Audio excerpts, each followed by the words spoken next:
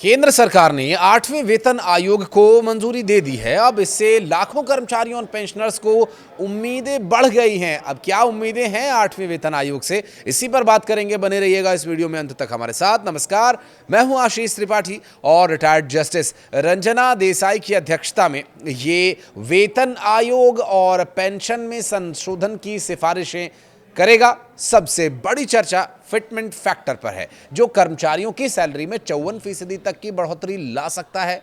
और केंद्र सरकार ने मंगलवार को 8वें वेतन आयोग के गठन को मंजूरी दे दी है।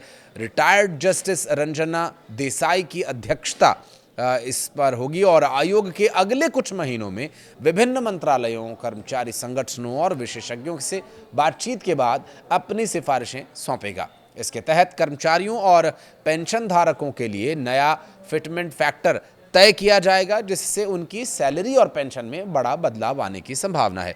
एक्सपर्ट्स के मुताबिक इस बार फिटमेंट फैक्टर जो 1.8 से लेकर 2.46 के बीच रह सकता है। और अगर 1.8 का फैक्टर लागू होता है तो केवल कर्मचारी एक, जैसे कि चपरासी, सहायक आदि का एक बेसिक जो वेतन है 18,000 रुपये से बढ़कर के 32,400 रुपये हो जाएगा। हालांकि हर नए वेतन आयोग के लागू होने पर महंगाई भत्ता, यानी जिसे हम डीए कहते हैं, वो शून्य किया जाता है, जिससे वास्तविक बढ़ोतरी कुछ कम रहती है। मौजूदा वक्त में 58% डीए और एचआरए सहित लेवल 1 कर्मचारियों का कुल वेतन करीब 29,000 रुपये है, जो 1.8 फैक्टर पर लगभग 13% की वास्तविकता बढ़ोतरी देगा।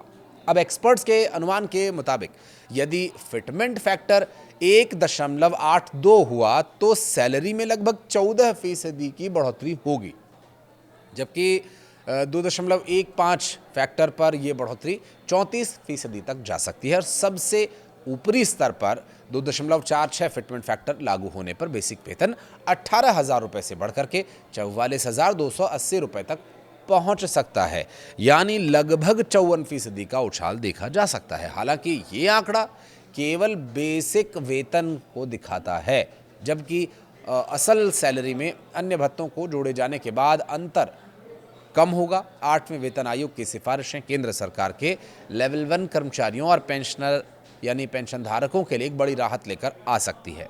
इससे सरकारी दफ्तरों के सहायक, चपरासी, सपोर्ट स्टाफ को लंबे समय के बाद उल्लेखनीय वेतन बढ़ोतरी मिलेगी। विशेषज्ञों का मानना यह है कि आयोग की रिपोर्ट साल 2026 की शुरुआत तक सरकार को सौंपी जा सकती है।